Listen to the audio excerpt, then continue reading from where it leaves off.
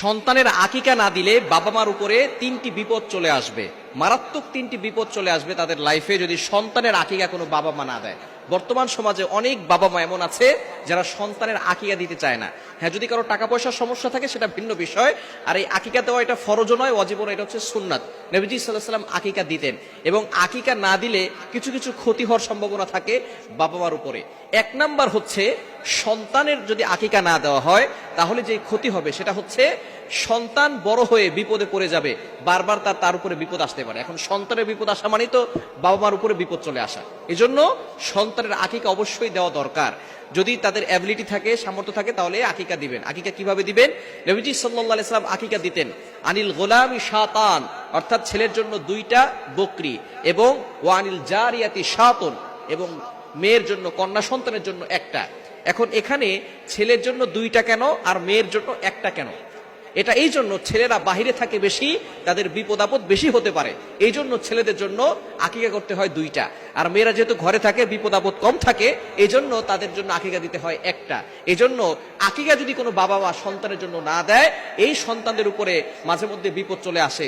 সন্তান অসুস্থ হয়, বড় হওয়ার পরে রোড ঘাটে চলাফেরা করে, অনেক সময় অ্যাক্সিডেন্টের সমস্যা থাকতে পারে, বিভিন্ন ধরনের বিপদ তাদের ভিতরে চলে আসতে পারে। এই জন্য অবশ্যই যাদের অ্যাবিলিটি আছে সন্তানের জন্য আকিকা দিয়ে দিবেন। আকিকা 7ম দিনে করা সুন্নাত। যেদিন সন্তান জন্মগ্রহণ করবেন 7ম দিনে আকিকা দিবেন, এবং মাথা মুন্ডন করে সেই মাথার চুলগুলো ওজন করে আপনি কিছু রূপার মূল্য দান করে দিবেন, এবং আপনি তার সুন্দর একটা ইসলামিক নাম রাখবেন, তাকে ধর্মীয় শিক্ষা দিবেন, কোরআনের শিক্ষা দিবেন। অর্থাৎ 7ম দিনেই তার জন্য আকিকা দিতে হবে, এটা হচ্ছে সুন্নাত। যদি 7ম দিনে না দিতে পারেন তাহলে 14তম দিনে দিবেন। যদি সেই দিনও আপনি না দিতে পারেন তাহলে 21তম দিনে দিবেন। যদি 21তম দিনে না দিতে পারেন, এই পর্যন্ত সুন্নত, বাকি পরের দিন দেওয়া জায়েজ আছে, যে কোনো সময় আপনি দিতে পারেন।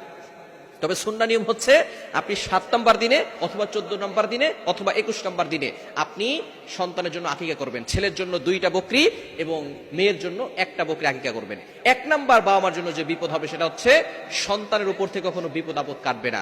2 নাম্বার, কোনো বাবা মা যদি সন্তানের আকিকা না দেয় তাহলে সেই বাবা মা পরবর্তী সময় সন্তান যখন বড় হবে, সন্তান পিতামাতার দায়িত্ব পালন করবে না। ভালো করে শুনে রাখেন, যে সমস্ত বাবা মা সন্তানের আকিকা দিচ্ছেন না, টাকা পয়সা থাকার পরেও আপনি আপনার দায়িত্ব পালন করেন নাই, এজন্য সন্তান বড় হওয়ার পরে সন্তানও তাদের দায়িত্ব পালন করবে না।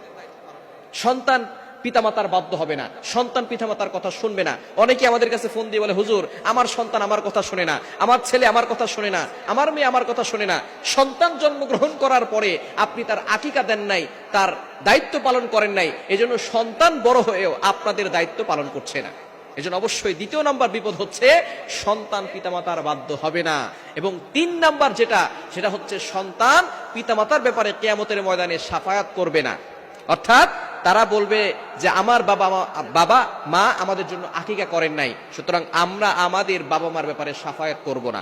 এজন্য এই বিষয়ে সতর্ক থাকতে হবে। সন্তানের জন্য আপনার অ্যাবিলিটি অনুযায়ী আকিকা করবেন। ছেলে হলে 2টা ছাগল, আর মেয়ে হলে 1টা ছাগল দিয়ে আকিকা করার চেষ্টা করবেন। হ্যাঁ, যদি কারো টাকা পয়সা না থাকে তাহলে নিজের প্রতি ফরজ করে নেবেন না, ঋণ করে তারপরে এটা করবেন না। অবশ্যই নবীজি সাল্লাল্লাহু আলাইহি ওয়াসাল্লাম এটা করেছেন, এটা হচ্ছে আমাদের জন্য সুন্নাত।